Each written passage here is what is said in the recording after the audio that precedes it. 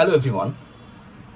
দেখুন, পলিপ আমাদের শরীরের বিভিন্ন জায়গায় হতে পারে এবং তার জন্য সিমটমও কিছু আমাদের স্পেসিফিক দেখা যায়। যেমন নেজাল পলিপ হতে পারে, ওভারিয়ান পলিপ হতে পারে, বা অন্যান্য জায়গায় পলিপ হতে পারে। সেরকম আমাদের যে ভোকাল কর্ড আছে, যেখান থেকে আমাদের কথা আমরা যে কথা বলছি সেখান থেকে ভোকাল কর্ড থেকে কথা সমস্ত বেরোচ্ছে, সেই ভোকাল কর্ডেও কিছু পলিপ আসতে পারে। তার জন্য স্পেসিফিক কিছু সিমটম আমাদের রোগীদের মধ্যে আমরা দেখতে পাই, যে সিমটম নিয়ে মাসকে মাস বছরকে বছর রোগীরা থেকে যায়, কিন্তু কোনো রকম ভাবে ইমপ্রুভমেন্ট কিন্তু হয় না, ডিউ টু ডায়াগনস্টিক ঠিকঠাক করে হয় না বলে। এই যে হঠাৎ করে অনেকজন আমরা দেখতে পাবেন যে হঠাৎ করে রোগী কেউ হয়তো কথা বলতে বলতে গলাটা হঠাৎ করে বসে যাচ্ছে, গলাটা ভার হয়ে যাচ্ছে, হোর্স হয়ে যাচ্ছে গলাটা। তার জন্য স্পেসিফিক এটা কারণটা হচ্ছে স্পেশাল ভোকাল কর্ডের কারণের জন্য এটা বেসিক্যালি দেখতে পাওয়া যায়। আজকে ভেরি একটা ইম্পর্টেন্ট টপিকস নিয়ে আলোচনা করতে চাইছি, কারণ ম্যাক্সিমাম লোকরা আমরা জানি যে ম্যাক্সিমাম লোকদের কাছে এরকম ধারণা একটা আছে যে ভোকাল কর্ডে পলিপ হলে অপারেশনই করতে হবে, এরকম ধারণা কিন্তু 99% লোকের মধ্যে কিন্তু আমরা সব থেকে বেশি দেখতে পাই। ম্যাক্সিমাম পেশেন্ট আমাদের কাছে যখন আসে, আমাদের কাছে যখন পেশেন্টরা বলে যে ডাক্তারবাবু আমার ভোকাল কর্ডে পলিপ হয়েছে, তো এটা অপারেশন করতেই হবে, এরকম একটা ধারণা নিয়ে আমাদের কাছে আসে। কিন্তু মাস 2 বা 3 বা 4 ওষুধ খাওয়ার পর যখন সম্পূর্ণ সুস্থ হয়ে যায়, তখন ধারণাটা পুরোপুরি চেঞ্জ হয়। আজকে ভোকাল কর্ডের পলিপ নিয়ে এই জন্য আলোচনা করতে চাইছি। কিছু পেশেন্টের মিসকনসেপশন আছে ভোকাল কর্ডের পলিপ নিয়ে, যে পলিপ মানে বিশাল কিছু ব্যাপার, কিন্তু আপনি পুরো ভিডিওটা দেখুন। পলিপ মানে পুরো বিশাল কিছু ব্যাপার না, এবং এটা কমপ্লিটলি ট্রিটেবল এবং সম্পূর্ণ সুস্থ হয় ওষুধের মাধ্যমে। তো আজকের আলোচনা হচ্ছে ভোকাল কর্ডের পলিপ কাকে বলবো, কেন হচ্ছে এটা, স্পেসিফিক কাদের ক্ষেত্রে এটা বেশি হয়, সিমটম কি আছে, এটা আমরা কি করে প্রিভেন্ট করব ভোকাল কর্ডের পলিপটা, এবং হোমিওপ্যাথি এর জন্য ট্রিটমেন্ট কি আছে, ওষুধ স্পেসিফিক কি আছে, তার ডোজ কি দেবো এবং কদিন খেতে হবে। আপনারা পুরো ভিডিওটা দেখুন, আশা করছি আপনাদের ভালো লাগবে। আমি doctor MD S Azam, consultant homeopathy physician, BHMS honours, medical officer, Kaliachak 3 rural হাসপাতাল। দেখুন, পলিপ হচ্ছে ভোকাল কর্ডের পলিপ এটা বিনাইন পলিপ। বিনাইন মানে হচ্ছে কাকে বলবো, এটা কোনো নন ক্যান্সারাসের কোনো প্রশ্নে এটা আসছে না। এটা benign growth on or both vocal cord এরিয়াতে হতে পারে। কি কারণে হয়, ডিউ টু ভোকাল স্ট্রেন বা ইরিটেশন বা কোনো ট্রমেটিক কোনো ইনজুরি যদি হয়, তার জন্যই ভোকাল কর্ডের পলিপ কিন্তু বেসিক্যালি দেখতে পাওয়া যায়। স্পেসিফিক কিছু কারণ আছে এবং স্পেসিফিক কাদের ক্ষেত্রে হয়। কি কারণ, টোটাল 10টা কারণ নিয়ে আলোচনা করব। তার মধ্যে সব থেকে বেশি ইম্পর্টেন্ট কারণ সেটা হচ্ছে ভোকাল অ্যাবিউজ এবং মিসইউজের জন্য বেসিক্যালি এই ভোকাল কর্ডের পলিপ আমরা দেখতে পাই। তার মানে কি, কাদের ক্ষেত্রে বেশি হয়, যারা এক্সেসিভ সাউটিং, খুব জোরে চিৎকার করে, বা স্ক্রিনিং, খুব জোরে চিৎকার চেঁচামেচি যারা করে, তাদের ক্ষেত্রে বেসিক্যালি এই ধরনের প্রবলেম কিন্তু বেশি লক্ষ্য করা যায়। প্রলং লাউড টকিং যদি হয়, অনেকক্ষণ ধরে হয়তো বকেই যাচ্ছে, ননস্টপ 1/2 ঘন্টা বা 1 ঘন্টা ধরে কথা বলে যাচ্ছে, তাদের ক্ষেত্রেও আমরা বেসিক্যালি এই ভোকাল কর্ডে পলিপ আমরা দেখতে পাই। তার মধ্যে কি, যেমন টিচার, সিঙ্গার যারা আছে, পাবলিক স্পিকার যারা আছে, বা পাবলিক লেভেলে যারা কাজ করে হয়তো, তাদের ক্ষেত্রে বেসিক্যালি সব থেকে বেশি দেখতে পাই যে ভোকাল কর্ডে পলিপ বেশি দেখতে পাওয়া যায়। তারপরে কি কারণ হতে পারে, ইনকারেক্ট সিঙ্গিং টেকনিক, গান গাওয়ার কিছু টেকনিকটা কিন্তু ইনকারেক্ট থাকে, তার জন্যই হতে পারে স্পেশালি। বা অনেক সময় দেখা যায় যে speaking loudly in noisy area, যেখানে চিৎকার চেঁচামেচি যেসব এরিয়াতে আছে, সেই জায়গাতে খুব জোরে হয়তো ডাকতে হচ্ছে বা খুব জোরে কাজকর্ম করতে হচ্ছে, সেই ধরনের লোকের ক্ষেত্রে ভোকাল কর্ড পলিপ আমরা কিন্তু দেখতে পাই। এটা হচ্ছে ভোকাল অ্যাবিউজ এবং মিস্টেক। দ্বিতীয় হচ্ছে smoking. Tobacco smoking is a great importance একটা causation for vocal cord polyp. তার কারণটা কি, এটা যখনই স্মোক করা হয় একটা ইরিটেশন বা ইনফ্লেম করে ভোকাল কর্ডে এক মিউকোজাকে, এবং লং টাইম ধরে ইনফ্লেম করতে করতে সেটা পলিপ আকারে আসে, কিন্তু পলিপ আকারে তৈরি হয়। তো smoking is a very important causes for vocal cord polyp. 3 number, chemical irritants, একটা very important factor. Exposure to pollutant বলতে পারেন, বাইরে রাস্তাঘাটে ধুলোবালি বা পলিউটেন্ট কিছু এক্সপোজার, বা ইন্ডাস্ট্রিয়াল কিছু এরিয়াতে কেমিক্যাল কিছু পলিউটেন্ট যারা কাজ করে ইন্ডাস্ট্রিয়াল এরিয়াতে, তাদের ক্ষেত্রে স্পেসিফিক এই ধরনের পলিপ, এই ধরনের সমস্যা কিন্তু বেশিরভাগ দেখতে পাওয়া যায়। 4 নম্বর কি হচ্ছে, গ্যাস্ট্রোএসোফেজিয়াল রিফ্লেক্স। তার মানে এটা কি, বা ল্যারিঙ্গো ফ্যারিঞ্জিয়াল কিছু রিফ্লেক্স হয়। যদি অনেক সময় কিছু পেশেন্টের অ্যাসিডিটির জন্য অ্যাসিডটা রিফ্লাক্স হয়ে উপর দিকে উঠে আসে, তখন যদি ভোকাল কর্ডে কোনো কারণবশত আঘাত লাগে, তাতে কিন্তু একটা ভোকাল কর্ড পলিপ বা টিউমার হতে পারে। এটা একটা gastro oesophageal reflex, one of the important causation for vocal cord polyp. 5 নাম্বারটা ভেরি ইম্পর্টেন্ট, একটা ক্রনিক অ্যালার্জিক রাইনাইটিস বা ক্রনিক অ্যালার্জিক প্রবলেমে ভুগছে বা পোস্ট নাজাল ড্রিপে একটা ভুগছে, এই ধরনের প্রবলেম যদি থাকে রোগীদের ক্ষেত্রে, সেটা একটা মোস্ট ইম্পর্টেন্ট কারণ এই ভোকাল কর্ড পলিপের জন্য। স্পেশালি কি হয়, সবসময় একটা ক্লিয়ারিং দ্য থ্রোট এবং ইরিটেট করে, সবসময় কনস্ট্যান্ট মনে হয় যেন গলায় কিছু জমে আছে এবং কনস্ট্যান্ট একটা গলা ক্লিয়ার করতে চায়, পরিষ্কার করতে চায়, সেটার জন্য অনেক সময় ভোকাল কর্ড ইনজুরি হয় বা ট্রমা হয়, তার জন্য ভোকাল কর্ড কিন্তু একটা পলিপ সৃষ্টি হতে পারে। 6 নাম্বার অ্যাকুট ভোকাল ট্রমা যদি কিছু হয়, স্পেসিফিক কাদের ক্ষেত্রে, যারা স্পোর্টসম্যান, যারা সাডেনলি ইন্টেন্স ভয়েস ইউজ করছে, হঠাৎ করে খুব জোরে জোরে ভয়েস ইউজ করছে, তাদের ক্ষেত্রে স্পেসিফিক এই ধরনের অ্যাকুট ভোকাল ট্রমা দেখতে পাওয়া যায় এবং তার জন্য কিন্তু ভোকাল কর্ড পলিপ দেখতে পাওয়া যায়। 7 নাম্বার হরমোনের ইমব্যালেন্স কাদের ক্ষেত্রে, স্পেশালি ওমেনদের ক্ষেত্রে দেখা যায়, যেমন হাইপোথাইরয়েডিজম যেন অনেক সময় হয়, প্রোল্যাক্টিন লেভেলটা ডিসব্যালেন্স যেন অনেক সময় হয়। PCOD also important factor for hoarseness, PCOD যাদের ক্ষেত্রে হয় তার জন্য হোর্সনেস একটা ইম্পর্টেন্ট ফ্যাক্টর বলতে পারেন। তার সাথে সাথে ডিউরিং মেনস্ট্রুয়াল সাইকেল এই হোর্সনেস অনেক সময় আসে, প্রেগনেন্সির সময় অনেক সময় হোর্সনেস আসে। তার কারণটা হচ্ছে কি, সেই সময়টা কিছু হরমোনাল চেঞ্জ চলে আসে, যার জন্য হরমোনাল চেঞ্জের জন্য ভোকাল কর্ড এফেক্ট ফেলে এবং তার জন্য কিন্তু ভোকাল কর্ড ইরিটেশনের জন্য পলিপ কিন্তু আসতে পারে। Alcohol uses, alcohol long term ধরে যারা খাচ্ছে, একটা ড্রাই ইরিটেশন মিউকোজা ভোকাল কর্ডে করছে, তার জন্য ইনফ্লেম করছে ভোকাল কর্ডকে, ইনফ্লেম করার জন্য পলিপ কিন্তু আস্তে আস্তে তৈরি হতে পারে। তো alcohol also important factor for long time ধরে যদি ইউজ করে তাহলে ভোকাল কর্ড পলিপ আসতে পারে। 9 নম্বর হচ্ছে frequent upper respiratory tract infection, যদি প্রায় হয়তো ওপরে আপার রেসপিরেটরি ট্র্যাক্ট ইনফেকশন, নাকে হয়তো ইনফেকশন হচ্ছে বা থ্রোটে ইনফেকশন কনস্ট্যান্টলি হচ্ছে বা ল্যারিঞ্জিয়াল কোনো ইনফেকশন হচ্ছে, এটা রিপিটেডলি যদি হয় সেটা একটা ইম্পর্টেন্স, কারণ একটা যে ভোকাল কর্ড স্ট্রেন একটা হচ্ছে, সেটা একটা ভেরি ভেরি ইম্পর্টেন্ট কারণ ভোকাল কর্ড পলিপের জন্য বলতে পারে। 10 নম্বর ডিহাইড্রেশন, ড্রাই ভোকাল কর্ড একটা ভেরি ইম্পর্টেন্ট ফ্যাক্টর, একটা ইনজুরি। ড্রাই ভোকাল কর্ডের জন্য কি হয়, অনেক সময় মিউকোজাল একটা ইনজুরি আসতে পারে, ভোকাল কর্ডে মিউকোজাল একটা ইনজুরি থাকতে পারে, তার জন্য অনেক সময় ভোকাল কর্ডে একটা পলিপ আসার টেন্ডেন্সি কিন্তু থাকে। ইন কেস অফ যারা ডিহাইড্রেশন ভুগছে বা কম জল খাচ্ছে, তাদের ক্ষেত্রে ভোকাল কর্ড পলিপ আসার চান্সটা বেশি থাকে। কারা এফেক্টেড, সব থেকে বেশি ছেলেরা বেশি এফেক্টেড ওমেনদের তুলনায়। কারণটা কি, মিডিল এজ ছেলেরা বেশি, 30 থেকে 60 বছরের মধ্যে তারা বেশি এফেক্টেড।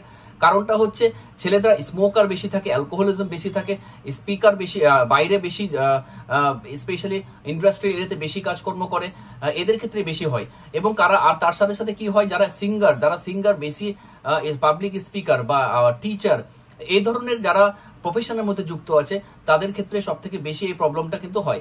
এক্সপোজ টু ইরিটেশন যারা হয়, কনস্ট্যান্টলি একটা এক্সপোজার হয় ইরিটেশনের জন্য, তাদের ক্ষেত্রে অনেক সময় এই ধরনের পলিপ কিন্তু সব থেকে বেশি দেখতে পাওয়া যায়।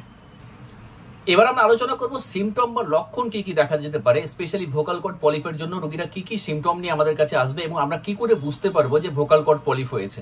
প্রথমত যেটা ভেরি ইম্পর্টেন্ট, একটা হোর্সনেস থাকবে, রিপিটেডলি হোর্সনেস, হয়তো দেখা যাচ্ছে 3 মাস বা 2 মাস পরপরই হোর্সনেস হচ্ছে, বা ক্রনিক একটা হোর্সনেস নিয়ে আসছে, 2 বছর বা 3 বছর থেকে একটা গলা ভারী ভাব, কথা ঠিকঠাক বেরোচ্ছে না, এই ধরনের একটা হিস্ট্রি নিয়ে আসবে। গলার ভয়েসটা যেন ফেটে গেছে, রাফনেস একটা ভয়েস, এই ধরনের হিস্ট্রি একটা নিয়ে আসবে। দ্বিতীয়, একটা ভয়েস ফ্যাটিক হবে, অল্প কথা বললে অল্পতে দুর্বল হয়ে যাচ্ছে, গলা যেন কথা বেরোচ্ছে না, এরকম একটা হিস্ট্রি নিয়ে আসবে। লো উইক ভয়েস একটা থাকবে, reduce loudness or strength of the voice, কোনো রকমের ভয়েসে কোনো জোর বা লাউডনেস একটা থাকবে না, লাউডনেসটা কমপ্লিটলি হারিয়ে ফেলবে। তারপরে লস অফ ভোকাল রেঞ্জ, যেমন difficult to reaching in high notes, যারা স্পেশালি যারা সিঙ্গার থাকে, হাই নোটে যদি যারা গান করে তাদের ক্ষেত্রে কিন্তু, হাই নোটে গানের মাধ্যমে যারা, তাদের ক্ষেত্রে স্পেশালি এই ধরনের সমস্যা কিন্তু দেখা যায়।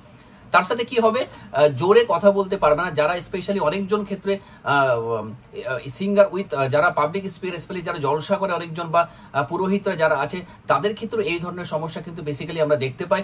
হাই নোটে কথা বলতে পারে না এবং লং টার্ম ধরে মাইকিং থেকে 2 ঘন্টা 3 ঘন্টা ধরে যখন বক্তব্য দেয়, তাতেও কিন্তু সমস্যা আসতে পারে, এই ধরনের হিস্ট্রি কিন্তু আসতে পারে।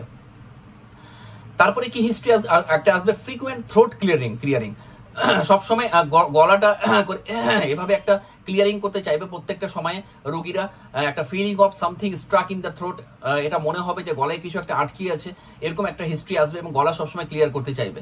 তারপরে কি হচ্ছে, sensation of lump in throat, গলায় মনে হয় একটা গ্লোবাস সেন্সেশন একটা ফিল করবে, গলার মধ্যে কিছু একটা জমে আছে, ঢোক গিলে চলে যাচ্ছে আবার চলে আসছে, এরকম একটা হিস্ট্রি রোগীরা দেবে। Intermittent voice break, the voice may crack এবং কাট, স্পেশালি সাডেনলি হঠাৎ করে ভয়েসটা বসে গেছে, রাত্রেই ভালো ছিল সকালে হঠাৎ করে ভয়েস বসে গেছে, এরকম একটা হিস্ট্রি নিয়ে আসবে। 8 নাম্বার, পেন, একটা ডিসকমফর্ট, একটা সবসময় রোগীরা ওই থ্রোটে একটা ডিসকমফর্ট ফিল করবে, স্পেশালি আফটার স্পিকিং বা ডিউরিং স্পিকিং, একটা কমপ্লিটলি একটা আনইজি ফিলিং, একটা ডিসকমফর্ট ফিল কিন্তু কনস্ট্যান্টলি লেগে থাকবে। এরকম একটা সিমটমস, এরকম একটা লক্ষণ রোগীদের মধ্যে সব থেকে বেশি যদি ভোকাল কর্ডে পলিপ হয় আমরা সব থেকে বেশি দেখতে পাই। হাউ টু প্রিভেন্ট ইট, আমরা এটা কি করে প্রিভেন্ট করব, ন্যাচারাল প্রসেসে কি করে প্রিভেন্ট করব? প্রথম যেটা ভেরি ভেরি ইম্পর্টেন্ট, একটা প্র্যাকটিস গুড ভোকাল, একটা কি করে প্র্যাকটিস, কি করে কথা বলতে হয় একটা প্র্যাকটিস করব। যেমন স্পেশালি আমরা জোরে কথা বলবো না, don't stout speaking loudly for a long period, এবং যদি কিছুক্ষণ ভয়েসকে রেস্ট দেবো। Avoid talking over background noise, যারা বাইরে হয়তো কোনো আওয়াজ হচ্ছে বা পার্টি বা ট্রাভেলিং যেটা হচ্ছে ওটা চেষ্টা করবো দূর জোরে কথা বলা না চেষ্টা করব। এবং অবশ্যই একটা যারা সিঙ্গার, যারা টিচার, যারা পাবলিক স্পিকার তাদেরকে বলতে হবে অবশ্যই যেন ভয়েসকে একটা টিচিং দেয়, ভয়েস বলার আগে তার আগে থেকে যেন প্র্যাকটিস নিয়ে আসে, ওটা কিন্তু অবশ্যই করতে হবে।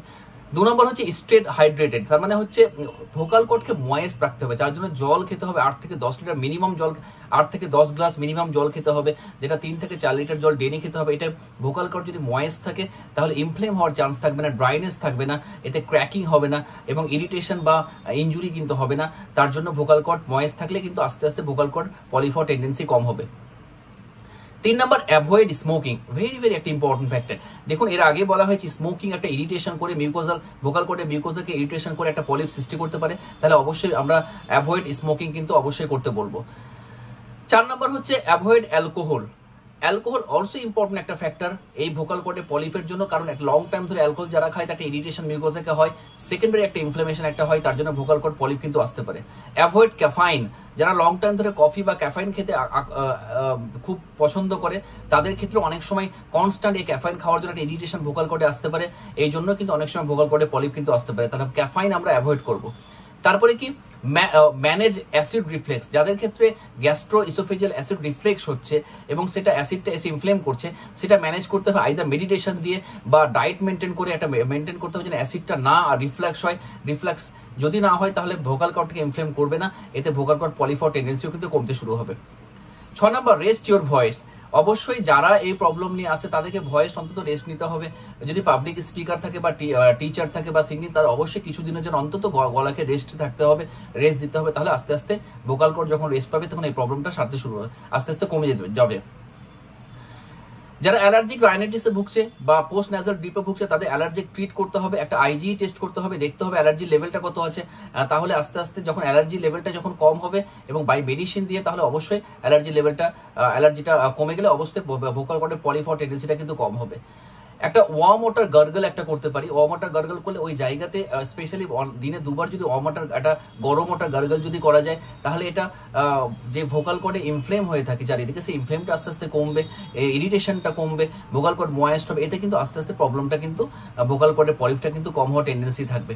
তো তার সাথে অ্যাভয়েড থ্রোট ক্লিয়ারিং, অবশ্যই মাথায় রাখতে হবে যে কনস্ট্যান্ট যারা থ্রোট ক্লিয়ারিং একটা টেন্ডেন্সি থাকে, গলা একটা মানে চেষ্টা করে কাশি ওঠানো, সেটাকে একটা চেষ্টা অ্যাভয়েড করতে হবে। এটা কনস্ট্যান্ট অ্যাভয়েড করলে গলার রেস্ট পাবে এবং গলার প্রেশার ক্রিয়েট করবে না। থ্রোট ক্লিয়ারিং হলে অনেক সময় ভোকাল কর্ড ইনজুরি হয়ে যায় ড্রাইনেসের জন্য, তাতে কিন্তু মিউকোসাল ইনজুরি হলে একটা পলিপ বা সেকেন্ডারি কিছু ইনফেকশন হওয়ার টেন্ডেন্সি একটা থেকে যায়।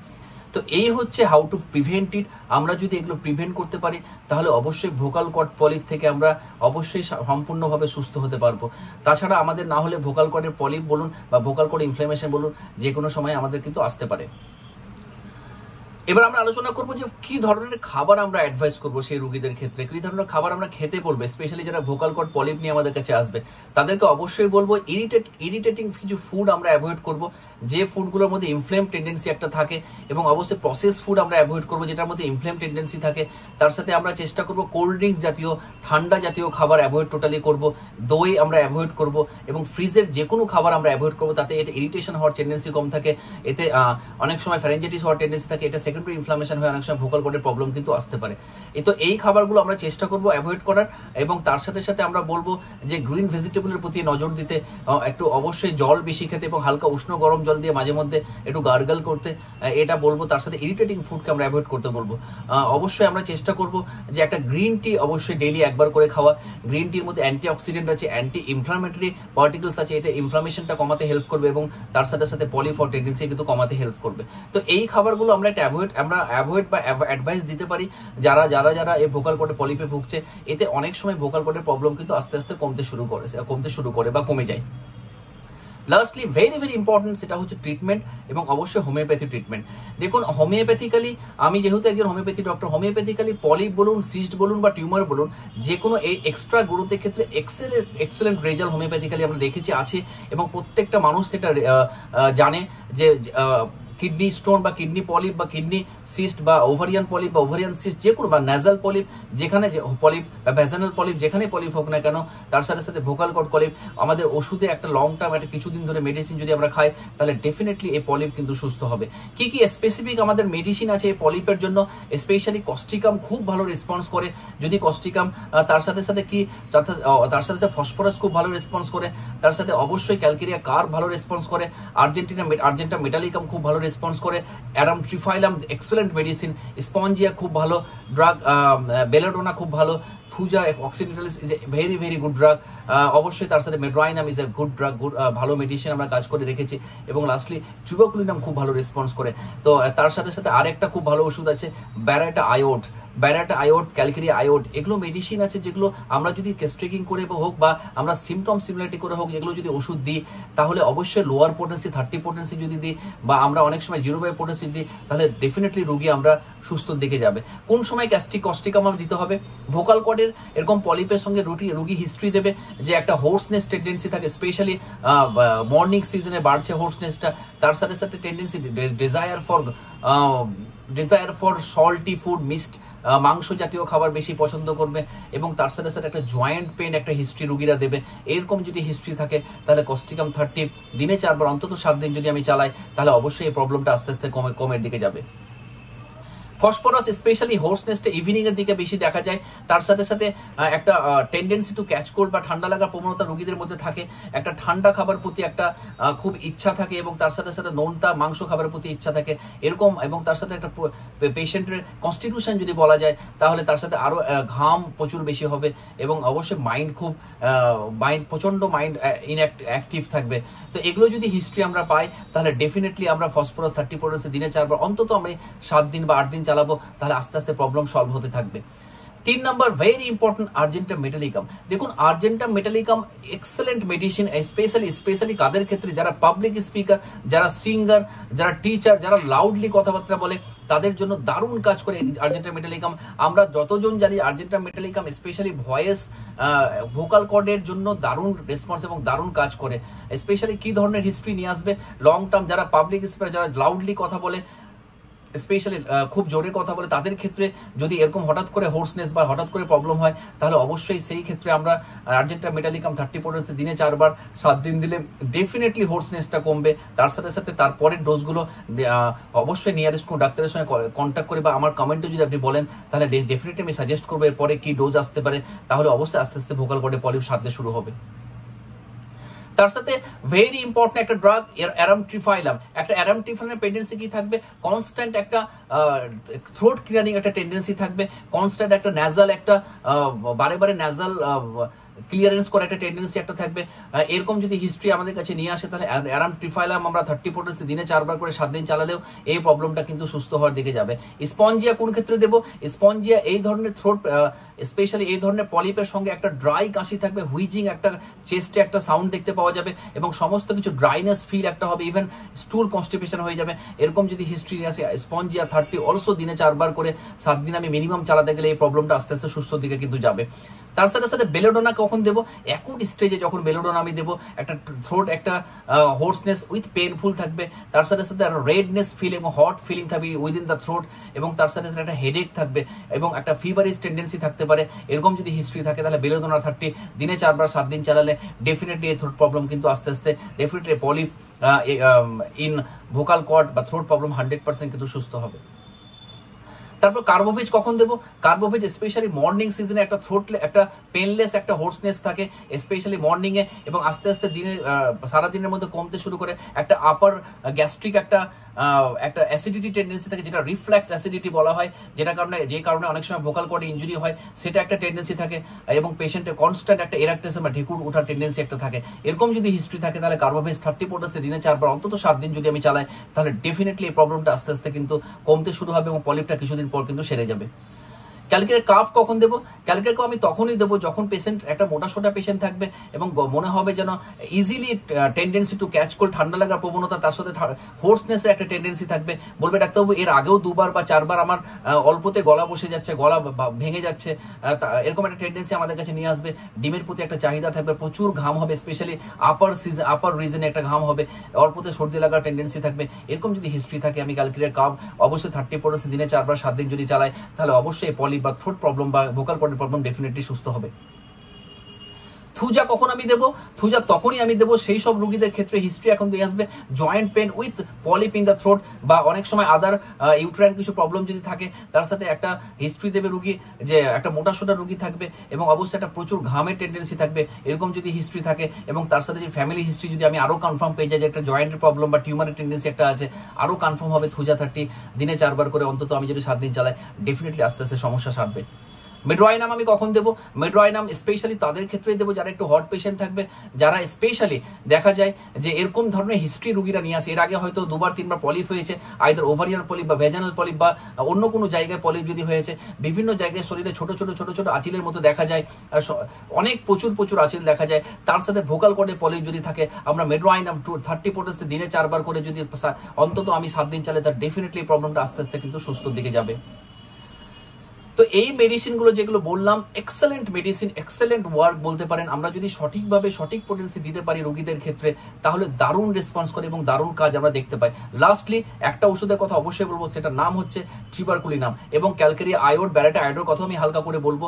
ট্রিবাকুলিনাম ইজ এক্সেলেন্ট মেডিসিন। তার কারণ হচ্ছে এটা ট্রিবাকুলার ডায়াথেসিস টেন্ডেন্সি থাকে, easily tendency to catch cold রোগীরা একটা নিয়ে আসে, একটা ফ্যামিলি হিস্ট্রি, একটা টিউবাকুলার হিস্ট্রি রোগীরা দেবে, তার সাথে প্রচন্ড ঠান্ডা লাগা প্রবণতা রোগী দেবে, তার সাথে একটা নোনতা বা মিষ্টি খাওয়ার টেন্ডেন্সি থাকবে, এবার মাংস খাওয়ার টেন্ডেন্সি থাকবে, তার মাইন্ডের দিক থেকে প্রচন্ড মুড সুইং একটা ব্যাপার একটা রোগীদের মধ্যে থাকবে। এরকম যদি হিস্ট্রি থাকে তাহলে আমি বলবো ট্রিবাকুলিনাম 200 দিনে 2 বার করে 3 দিনের বেশি খাবেন না। ট্রিবাকুলিনাম 200 দিনে 2 বার করে 3 দিন বেশি খাবেন না। 1 মাস আপনি ওয়াচ করুন, 1 মাস দেখুন, তারপরে আপনি দেখবেন ডেফিনেটলি আসতে প্রবলেম সারবে। তারপরে যদি আপনার আরো কনফার্ম হয় তাহলে ট্রিবাকুলিনাম আপনি লিয়ারিস্ট কোনো ডাক্তারের সঙ্গে কনসাল্ট করে আরো ভালো মেডিসিন আপনাকে দিতে পারে। ট্রিবাকুলিনাম 7 দিন খাওয়া যাবে না। যদি আপনি খেতে চান 200 দিনে 2 বার করে 3 দিনের বেশি খাবেন না ট্রিবাকুলিনাম। তারপরে ব্যারাটা আয়োড কখন দেবো? সেই সব রোগীদের ক্ষেত্রে যারা একটু বোকাশোকা থাকবে, একটু মোটা সোটা থাকবে, ইজিলি গ্ল্যান্ড গুলো ফুলে থাকবে যে কোনো জায়গায়, তার সাথে থ্রোটের টনসিল ইনফ্লেম হয়ে থাকবে, তার সাথে ভোকাল কর্ডে যখন পলিপ থাকবে, তাদের ক্ষেত্রে ব্যারাটা আয়োড যদি আমি দেই 30 পোটেন্সি দিনে 4 বার করে 7 দিন, তাহলে এক্সেলেন্ট রেজাল্ট হবে। লাস্টলি ক্যালকেরি আয়োড আমি কখন দেবো? সেই পোটেন্সি দেখে দেবো, সেই রোগীদের ক্ষেত্রে দেবো যাদের tendency two over growth all over body, specially gland tendency একটা থাকবে, তার সাথে অবশ্যই টনসিলের একটা ইনফ্লেম একটা থাকতে পারে, এবং ভোকাল কর্ডে পলিপ থাকবে যেটা হোর্সনেস থাকতে পারে, এবং তার সাথে সাথে থ্রোট ক্লিয়ারিং টেন্ডেন্সি একটা রোগীদের মধ্যে থাকবে। এসব যদি টেন্ডেন্সি আমরা পাই, তাহলে ক্যালকেরি আয়োড 30 পোটেন্সি দিনে 4 বার 7 দিন চালালে 100% পলিপ সারবে। যে ওষুধগুলোর কথা বললাম, আমরা যদি সঠিকভাবে যদি ওষুধগুলো খেতে পারি, 100% ভোকাল কর্ড পলিপ কিন্তু সুস্থ হয়। তো আমি যে আলোচনা করলাম টোটাল যে মেডিসিন অ্যাকচুয়াল নিয়ম according to homeopathy case trekking বা টোটালিটি অফ সিম্পটম করে ওষুধ দেওয়ার নিয়ম, যেহেতু একটা ডিটেইলস নিয়ে আলোচনা করছি তার জন্য আমি এই ওষুধগুলোর কথা বললাম। এটা আমি আমার এক্সপিরিয়েন্স থেকে ওষুধগুলো শেয়ার করলাম। কারো ক্ষেত্রে এই ওষুধ নাও আসতে পারে, কারো ক্ষেত্রে কেস ট্রেকিং করে অন্য মেডিসিন আসতে পারে, কিন্তু দেখা যায় 60, 70 থেকে 80% ক্ষেত্রে এই ওষুধগুলো আসে। তারপরে আপনারা যদি মনে হয় নিয়ারেস্ট কোনো কোয়ালিফাইড একজন ভালো কোয়ালিফাইড হোমিওপ্যাথি ডাক্তারের সঙ্গে কনসাল্ট করে আপনি ওষুধ খেলে ডেফিনেটলি ভোকাল কর্ড পলিপ 100% সুস্থ করা যায় বা সুস্থ হয়। আজকে আপাতত এটুকুই। প্রচুর শেয়ার করুন লোকের মধ্যে, কারণ ভোকাল কর্ড পলিপ নিয়ে প্রচুর জন আছে, অনেকজন জানে না যে আমার ভোকাল কর্ড পলিপ হয়েছে, হোর্সনেস, অল্পতেই গলা ভাঙে, অল্পতে চিৎকার চেঁচামেচি করলে গলা ভেঙে যায়। অনেক টিচার, সিঙ্গার, তাদের ক্ষেত্রে তারা যদি এই ভিডিও দেখে তাহলে ডেফিনেটলি তারা বুঝতে পারবে যে ভোকাল কর্ডে কোনো প্রবলেম হচ্ছে, এবং যদি মেডিসিনগুলো খাই তাহলে অবশ্যই এই প্রবলেমগুলো আস্তে আস্তে সুস্থ দিকে যাবে। অবশ্যই শেয়ার করুন, লাইক করুন, সাবস্ক্রাইব করুন। নিশ্চয়ই আরো ভালো ভিডিও আমি এরপর থেকে নিয়ে আসবো। ভালো লাগলে অবশ্যই এরপরে আপনি ফলো করুন এই চ্যানেলটাকে, ক্লাসিক্যাল হোমিওপ্যাথি ফিজিশিয়ান যে চ্যানেল আছে আপনারা ফলো করুন, সাবস্ক্রাইব করে, নিশ্চয়ই আপনার ভালো লাগবে। সবাই ভালো থাকুন, সুস্থ থাকুন। পুরো ভিডিও দেখার জন্য ধন্যবাদ।